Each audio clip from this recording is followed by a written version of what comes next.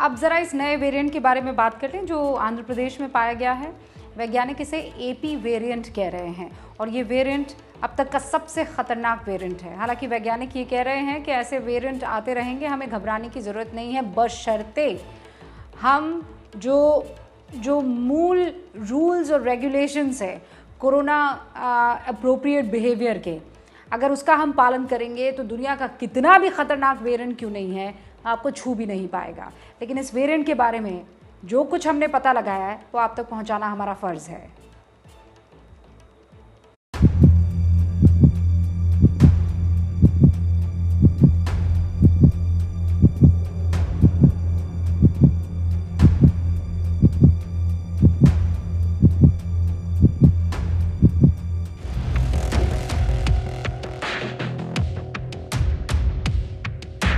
Corona महामारी की दूसरी लहर के बीच आंध्र प्रदेश में वायरस का नया स्ट्रेन मिला है। ये वायरस आंध्र प्रदेश की राजधानी विशाखापट्टनम समेत दूसरे हिस्सों में फैल रहा है। वैज्ञानिकों का कहना है कि सबसे पहले इस स्ट्रेन की पहचान आंध्र प्रदेश के कुर्नूल में हुई थी। ये आम लोगों के बीच काफी तेजी से फैला है। सबसे चिंता की बात यह है कि ये वेरिएंट अच्छी इम्यूनिटी वाले लोगों को भी चपेट में ले रहा है। वैज्ञानिकों ने कई केंद्रों से वायरस का सैंपल इकट्ठा किया है। उनमें से 50% में कोरोना का N440K वेरिएंट पाया गया है। कितना खतरनाक है एपी स्ट्रेन? कोरोना वायरस के इस एपी स्ट्रेन को N440K नाम दिया गया है। वैज्ञानिकों का दावा है कि भारत में मौजूद स्ट्रेन के मुकाबले ये 15 गुना ज्यादा खतरनाक है। ये B1.617 और B1.618 के बाद आया नया वेरिएंट है। दक्षिण भारत में अब तक कोरोना के 5 वेरिएंट मिल चुके हैं। एबीपी न्यूज से बातचीत करते हुए हैदराबाद के मशहूर संस्थान centre for cellular and molecular biology के निदेशक राकेश मिश्रा का मानना है कि ये एपी स्ट्रेन नया नहीं है बल्कि ये पहले से मौजूद है। आंध्रा वेरिएंट है, ये एक्चुअली कोई नया वेरिएंट नहीं है। ये गलत तरीके से पेश हुआ है मीडिया में। ये इसका नाम है N440 के म्यूटेशन से ये जाना जाता है और ये 1 साल से मौजूद है। इसकी ओरिजिन हिंदुस्तान में नहीं हुई, ये बाहर से आया हुआ है और फर्स्ट वेव में भी ये पाया गया था और धीरे धीरे ये दक्षिण भारत में ज़्यादा प्रचलित हो गया और 2-4 महीने पहले तक ये करीब 30-40% तक था आंध्रा, तेलंगाना, केरला, कर्नाटका इन जगहों पे।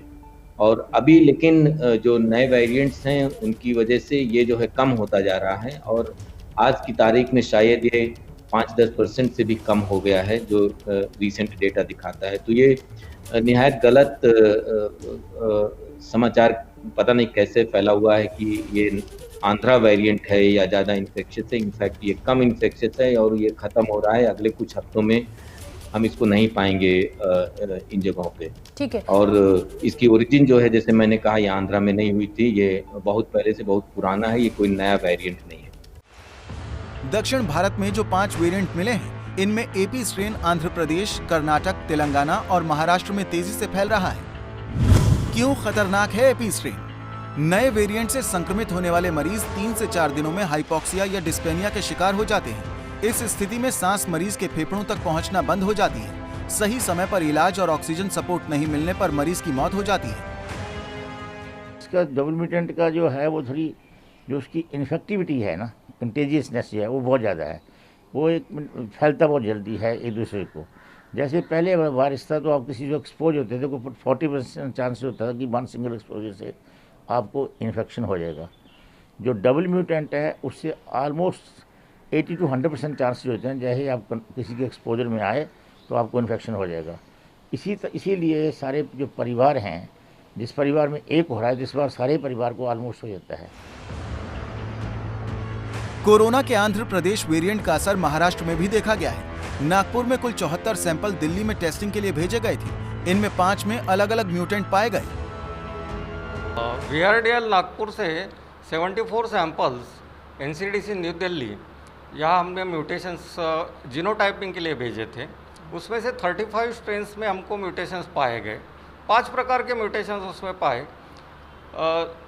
उसमें जो डुअल म्यूटेशंस है जो 26 सैंपल्स पे हमको पाया गया, वो सबसे ज़्यादा डेंजरस म्यूटेशंस अपन बोल सकते हैं उसमें।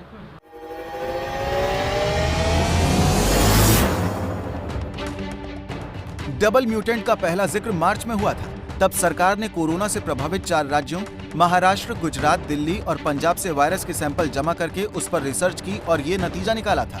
इसके साथ ही डर जताया जाने लगा कि वायरस का डबल म्यूटेंट ही बढ़ते संक्रमण के लिए जिम्मेदार है। हालांकि फिलहाल ऐसा निश्चित नहीं हो सका है। Centre for cellular and molecular biology से समझने की कोशिश में थी कि इसी बीच ट्रिपल म्यूटेंट की चर्चा होने लगी। बंगाल वेरिएंट क्या है? पश्चिम बंगाल में SARS-CoV-2 के इस नए वेरिएंट का पता लगा है। ये वायरस के 3 अलग-अलग स्ट्रेन का एक कॉम्बिनेशन है, या इसे ऐसे भी समझ सकते हैं कि वायरस के 3 रूपों ने मिलकर एक नया अवतार ले लिया। वैज्ञानिकों ने इस ट्रिपल म्यूटेंट को B.1.618 नाम दिया है। शुरुआती जांच में माना जा रहा है कि इसमें पाया जाने वाला जेनेटिक वेरिएंट ज्यादा चालाक है। ये उन लोगों के शरीर पर भी हमला कर सकता है जिनके शरीर में पहले ही एंटीबॉडी बन चुकी है। हालांकि इस बात की अभी पुष्टि नहीं हुई है। भारत में भी देखिए, वायरस जहाँ पे भी रहेगा, वायरस लोगों के अंदर म्यूटेट करता है। तो अगर आप ज़्यादा लोगों को इन्फेक्शन है तो वेरिएशन भी, म्यूटेशन भी ज़्यादा उसमें होंगे, इसमें कोई ताज्जुब वाली बात नहीं है। तो अभी जो तो करंट सिचुएशन है कि इंडिया में 2 तरह के वेरिएंट ज़्यादा हैं, तो फुटप्रिंट ज़्यादा है। एक तो यूके वेरिएंट जो कि जिसकी ओरिजिन यूके में हुई और वहाँ से किसी रास्ते से आया, और दूसरा जिसको हम B.1.617 बोलते हैं, तो महाराष्ट्र में जिसकी ओरिजिन हुई, और वो कुछ इंडिया के कुछ भागों में वो ज़्यादा फैला हुआ है। इसके अलावा बाकी जो वेरिएंट्स हैं वो छोटे छोटे हैं, और यही जो 2 वेरिएंट्स हैं, यूके वाला उत्तर भारत में, और ये दूसरा जो इंडिया का वेरिएंट था वो वेस्ट में और साउथ इंडिया में ज़्यादा फैल रहा है।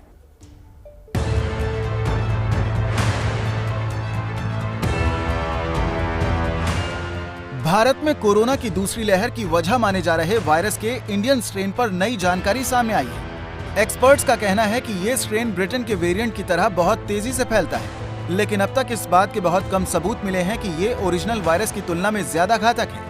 ये वेरिएंट महाराष्ट्र और दिल्ली में बड़े पैमाने पर मिले हैं। B.1.617 वेरिएंट क्या है? कोरोना के इस नए वेरिएंट का नाम B.1.617 बताया जा रहा है। भारत समेत Germany, Belgium, United kingdom, Switzerland, America, Singapore और फिजी जैसे करीब 17 देशों में ये वेरिएंट पाया गया है। B.1.617 वेरिएंट में वायरस के बाहरी स्पाइक भाग में 2 प्रकार के म्यूटेशंस पाए जाते हैं, जिन्हें E484Q और L452R कहा जाता है। ये दोनों कोरोना के कई अन्य वेरिएंट्स में भी अलग से होते हैं, लेकिन किसी वेरिएंट में पहली बार इन दोनों म्यूटेशंस को एक साथ देखा गया है। आपने अगर स्टडी की हो तो जो हमारी फर्स्ट जो वेव थी, जो पिछली साल आई थी, अप्रैल के बाद से जो शुरू हुई थी और नवंबर तक जिसका कि प्रकोप रहा था, उसमें आपने देखा होगा कि हमें ऑक्सीजन की कभी प्रॉब्लम नहीं हुई। उसका रीजन एक था कि जो हमारे म्यूटेंट्स थे उस समय, जो इस वायरस के, उनमें इस तरह का प्रकोप नहीं था। जो आजकल हम देख रहे हैं, जिसके भी जो भी म्यूटेशंस हुए हैं, और पर्टिकुलर जो इंडियन म्यूटेंट है जिसको कि हम डबल म्यूटेंट 617 बोल रहे हैं, इसकी खासियत ही ये है कि ये बहुत से लोगों में तो आपको खांसी भी नहीं मिलेगी, जुकाम भी नहीं मिलेगा, वो सीधा डायरेक्टली फेफड़े के ऊपर जा रहा है, और आपको लगेगा नहीं कि आपको कुछ है, पर सडनली आपको एकदम सांस की तो ये जो नया रूप इस वायरस ने लिया है, इसकी आशंका किसी को नहीं थी। कोरोना वायरस अपना रूप बदल रहा है। इसका सबसे पहली बार पता तब चला जब पिछले साल सितंबर के महीने में ब्रिटेन में इसका अलग रूप मिला। वायरस ने कब रूप बदला? पहला म्यूटेशन ब्रिटेन में मिला था, जिसे यूके वेरिएंट या फिर B.1.1.7 भी कहा गया। ये रूप पुराने वायरस से कई गुना ज्यादा संक्रामक माना गया। यहाँ तक कि इसके कारण मृत्यु दर भी बढ़ी थी और यूके में आनन फानन में लॉकडाउन लगाना पड़ा। इसके बाद ब्राजील में नया वेरिएंट मिला, जिसे B.1.351 नाम मिला। इसके मामले में दिखा कि कोरोना से ताजा उभरे मरीज भी इसकी चपेट में आने लगे थे। दक्षिण अफ्रीका वेरिएंट का सबसे पहला मरीज दिसंबर में अफ्रीका में सामने आया था। भले ही कोरोना के वायरस के कई रूप अब तक सामने आ चुके हैं, लेकिन भारत में कोरोना का मूल वायरस यानी कि SARS-CoV-2 अभी भी सबसे ज्यादा फैला हुआ है। विश्व स्वास्थ्य संगठन का कहना है कि अगर कोरोना की चेन को तोड़ना है तो कोविड प्रोटोकॉल को मानने से ही असर दिखने लगेगा। I think this is an important message that we have a responsibility in curbing the spread. And more than the variants, the original SARS-CoV-2 is also still the dominant virus. So in that sense, these measures are still very valid and continue to be effective. So that needs to be done. Bharat में अभी भी जिस तरह से corona के मामले बढ़ रहे हैं, उससे नए वेरिएंट्स पैदा होने का खतरा लगातार बना रहेगा। ऐसे में जरूरी है कि लोग कोविड अप्रोप्रिएट बिहेवियर का पालन करें ताकि जल्द से जल्द इस महामारी पर काबू लगाया जा सके। ये कोई भी वायरस हो, ये यूके वायरस हो, ब्राजील वायरस हो, इंडिया वायरस हो, चाइना वायरस हो, कोई भी वायरस आपके मास्क को तोड़ के अंदर नहीं जा सकता है। ना ऐसा वायरस हुआ है इस कोविड का, ना होगा। तो हमारा जो हथियार है इस वायरस के खिलाफ वो ऑलरेडी है, हमने उसको इस्तेमाल नहीं किया। अभी तक जितने भी वेरिएंट्स हैं वो सभी वैक्सीन के खिलाफ नहीं जा रहे हैं। वैक्सीन से प्रोटेक्शन है और इजराइल में और अमेरिका में बहुत ही फ़ायदा हुआ है इन वैक्सीन से, और हमारी भी जो वैक्सीन हैं वो बहुत ही सेफ और इफ़ेक्टिव हैं, कारगर हैं। तो इसलिए अगर हमने वैक्सीन का अच्छा खासा उपयोग कर लिया, 50-60 करोड़ लोगों को वैक्सीन दे दी जल्दी से अगले 2-4 महीनों के अंदर, और वैक्सीन के साथ ही हमको ये सोशल वैक्सीन का ध्यान रखना पड़ेगा। हमको ये देखना पड़ेगा कि हम मास्क पहने 2-3 महीने, तो हम इससे बाहर आ सकते हैं और हम कोरोना से मुक्त हो सकते हैं। दुनिया में फिलहाल भारत में कोरोना के सबसे ज्यादा मामले आ रहे हैं। ऐसे में कोरोना के नए रूप से लड़ने के लिए जरूरी है कि हम और आप कोरोना के नियमों का उल्लंघन न करें और एक जिम्मेदार इंसान होने का फर्ज निभाएं।